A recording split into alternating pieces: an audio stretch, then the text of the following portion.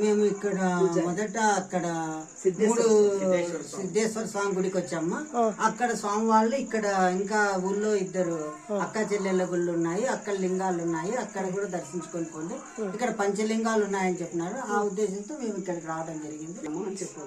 ఇక్కడ పూజకు మేము వచ్చినప్పటికి అర్చకులు కూడా ఎవరు లేకోకుండా ఉన్నారు స్వామి.